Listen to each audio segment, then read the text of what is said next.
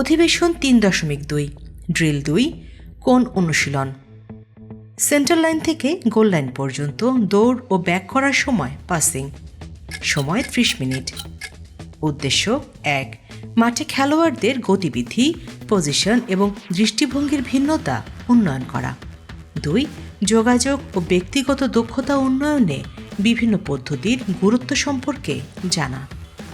লক্ষ্য: একটি ক্রিয়াশীল গতিবিধির খেলা পরিচালনা এবং বল পাসিংয়ে শক্তি প্রয়োগের উদ্যম সম্পর্কে সচেতন হওয়া। উপকরণ: হ্যান্ডবল, জার্সি ও কোণ।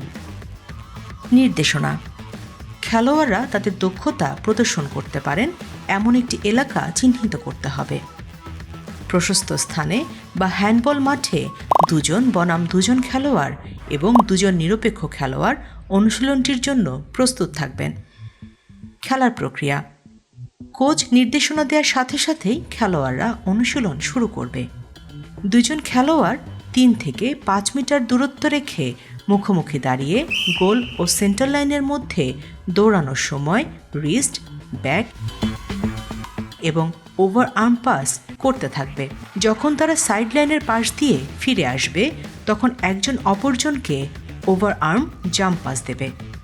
কোচ বাঁশি বাজিয়ে অনুশীলনটি শেষ করবেন।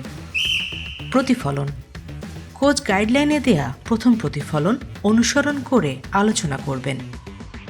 দ্বিতীয় ধাপে খেলার প্রক্রিয়া: দ্রুততার জন্য কিছু সংখ্যক খেলোয়াড় বাড়িয়ে পর্যায়ক্রমে জুটিতে সকলে অনুশীলন করবে। প্রতিফলনে কোচ গাইডলাইনে দেয়া দ্বিতীয় প্রতিফলন অনুসরণ করে আলোচনা শেষ করবেন।